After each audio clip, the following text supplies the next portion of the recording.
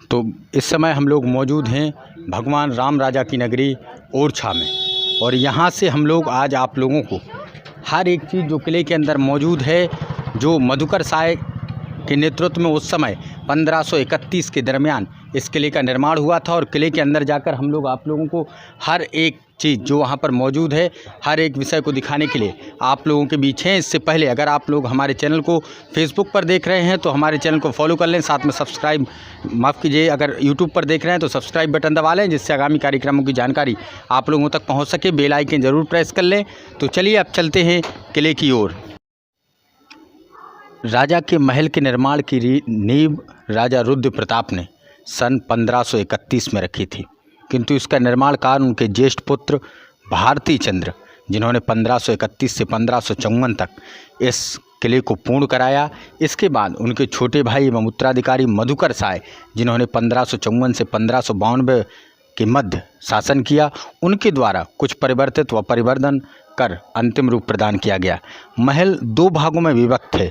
आवास कक्षों के अतिरिक्त दीवाने खास एवं दीवाने आम इस महल के प्रमुख भाग हैं। इनमें सुंदर भित्ति चित्रों का आलेखन है। इन चित्रों की विषय वस्तु मुख्यतः श्रीमद् भागवत के आधार पर श्री कृष्ण लीला एवं रामायण की कथा वस्तु है। इसके अतिरिक्त पौराणिक कथाओं में विष्णु के 10 अवतारों का सुंदर चित्रण है। मल्लयुद्ध, नायक नायिकाओं एवं राग रागनियों का लौकिक चित्रण भी महत्वपूर्ण है। भित्ति चित्र 16वीं 17वीं शताब्दी की बुंदेली शैली में चित्रित किए गए हैं, जो अंदर जाके हम आप लोगों को दिखाते हैं। चलिए, इस समय हम लोग इस किले के सबसे ऊपरी छोर पर मौजूद हैं। मैं अपने कैमरामैन से कहूँगा चारों तरफ दिखा दें, नीचे की तरफ भी दिखा दें। और यहाँ से तकरीबन 300 फुट की गहराई जो नीचे की तरफ है हमारी इस तरफ, और किले की जो ऊंचाई है वो लगभग 100 फुट के दरमियान होगी। किला आप लोग साफ तौर पर यहाँ से नज़र देख पा रहे होंगे ठीक से। ये किला है, और जहाँ साफ तौर पर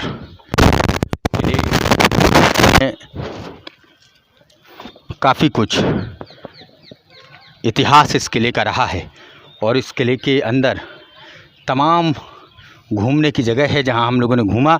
आगे आप लोगों को और भी चीज़ें दिखाएंगे। ये ओरछा नरेश का किला है, जिसका निर्माण 1531 के दरमियान हुआ था। ये इस समय हम लोग एक ऐसे कमरे में खड़े हैं जहां आप लोग देख सकते हैं 1531 की कलाकारी यहाँ पर दर्शाई गई है। उसके बाद मैं अपने कैमरामैन से कहूँगा दिखा दें चारों तरफ ऊपर की तरफ। ये उस दौरान की कलाकारी है जब देश में इतनी कलाएं मौजूद नहीं थी, लेकिन उसके बावजूद भी यहाँ पर ये शानदार कलाएं बनाई गई। और आप लोग यहाँ इस शानदार किलों को देख सकते हैं, जहाँ किलों की दीवारों पर ये शानदार भगवान राम राजा के साथ साथ भगवान हनुमान जी और भी भगवान हैं जिनके चित्र यहाँ पर दर्शित हैं। कई राजाओं की मूर्तियाँ भी बनाई गई हैं जो हल्के हल्के घोड़ों पर आप लोग देख सकते हैं। तो इस कमरे में भी आप लोग देख सकते हैं ये कलाकारियाँ जो उस दौरान बनाई गई। हालांकि बाद में ये अभी जो सुधार चल रहा है, कुछ प्रिंट यहाँ पर ख़राब हुए जिनकी वजह से अब पूर्णतः जो प्रिंट हैं वो नहीं है, लेकिन उस समय की कलाकारियाँ कई यहाँ पर आज भी मौजूद हैं जहाँ आप लोग साफ तौर पर देख सकते हैं। और इस किले के अंदर जो 1531 के दरमियान यहाँ पर बना और उसके बाद इस किले में ये प्रिंट आउट दिखाए गए, बताए गए, और वो आज भी उनमें से कुछ प्रिंट आउट यहाँ पर साफ तौर पर ये दीवारों पर यहाँ पर प्रिंट हैं। तो इस समय हम लोग किले के बिल्कुल अंदर वाले हिस्से में खड़े हुए हैं जहाँ आप लोग, मैं अपने कैमरामैन से कहूँगा चारों तरफ फिल्मा दें। ये शानदार किला 1531 के दरमियान, माफ़ कीजिए 1531 के दरमियान ये किला निर्मित हुआ, और उसके बाद से आज भी ये किला कहाँ है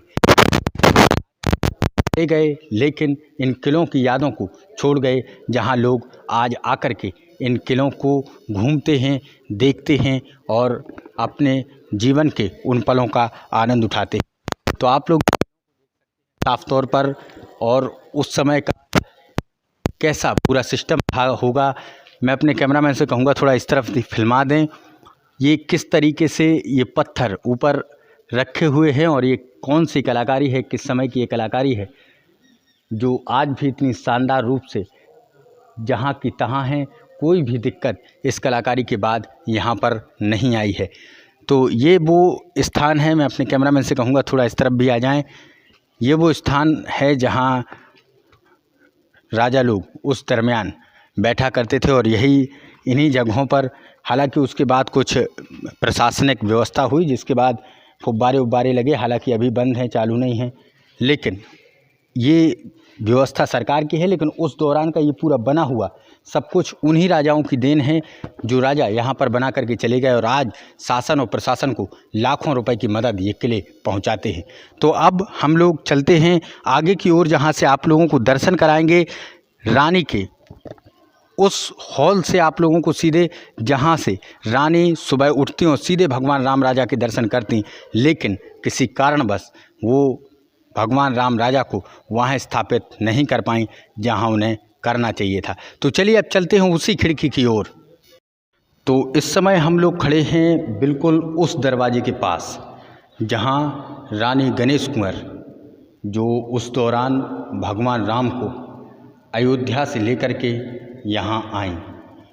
1554 ईस्वी से 91 ईस्वी की ये बात है, इसके बीच का जो कार्यकाल रहा, उसी दौरान वो रानी भगवान राम को अयोध्या से लेकर ओरछा में भगवान राम राजा के रूप में स्थापित उन्होंने यहाँ पर किया। और भगवान राम राजा, केवल ओरछा एक ऐसी नगरी है जहाँ भगवान राजा के नाम से जाने जाते हैं। तो मैं अपने कैमरामैन से कहूँगा पास की तरफ आ जाएं, यहाँ से फिल्माएं। और मैं एक और आप लोगों को बात बता दूँ, ये रानी गणेश कुंवर ने वो यहाँ पर उन्हीं का किला है। पीछे की तरफ मैं कहूँगा अपने कैमरामैन से दिखा दें, पीछे की तरफ दिखा दें, ये किला है और अभी हम लोग किले के अंदर हैं। और ये किला दरअसल उस दौरान बनवाया गया और यहीं पर वो दरवाज़ा रखा गया जहाँ से रानी आकर भगवान के सीधे दर्शन कर सकें। तो यहाँ से भगवान के सीधे दर्शन पाने के लिए रानी ने ये यहाँ पर इस एरिया को रखा था जहाँ से वो सीधे दर्शन, और सामने आप लोग मंदिर को देख सकते हैं। और यहाँ से चूँकि ये मोबाइल फ़ोन है, आप लोगों को नहीं दिख रहा होगा, कैमरे से इतना जूम संभव नहीं है, लेकिन यहाँ से हम लोग जो देख पा रहे हैं भगवान जो अंदर इस समय विराजमान हैं उनके हम लोग सीधे दर्शन यहाँ से कर पा रहे हैं। ये किला है जहाँ से आप लोग साफ तौर पर भगवान के दर्शन आसानी के साथ कर सकते हैं। और रानी ने उस दौरान इस दरवाजे का निर्माण इसीलिए करवाया था ताकि वो यहाँ से सीधे भगवान राम राजा के दर्शनों को कर सकें। और यहाँ से सीधे भगवान के दर्शन होते हैं, लेकिन भगवान का ये कहना कि हम जहाँ एक बार बैठ जाएंगे फिर वहाँ से हिलेंगे नहीं। और हुआ भी वही जिसका डर रानी गणेश कुंवर को था। भगवान आए और वहाँ जा कर के, मैं अपने एक बार कैमरामैन से फिर कहूँगा पुनः आ जाएं, भगवान को आना इस जगह उस जगह विराजमान होना था, लेकिन भगवान वहाँ पर विराजमान नहीं हुए। उनकी जगह भगवान इस मंदिर में, जो आप अभी हमारी स्क्रीन पर देख रहे होंगे, इस मंदिर पर भगवान विराजमान हैं और इसी मंदिर के अंदर अभी भगवान रामलला की पूजा होती है। तो जहाँ भगवान को होना इस मंदिर में चाहिए था, उसकी जगह भगवान ने अपनी अलौकिक लीलाओं से इस किले में ना होकर के वो इस मंदिर में विराजमान हो गए। तो ये भगवान रामलला की ओरछा की कहानी है जो इस समय हम लोग आप लोगों के सामने यहाँ से फिल्मा रहे हैं, बता रहे हैं कि आखिर कैसे भगवान राम इस ओरछा नगरी में, जहाँ राजा के नाम से वो जाने जाते हैं, एकमात्र ऐसी नगरी है जहाँ भगवान राम के नाम से, राजा के नाम से भगवान राम जाने जाते हैं, और वो है ओरछा नगरी। तो अब चलिए चलते हैं आगे की ओर।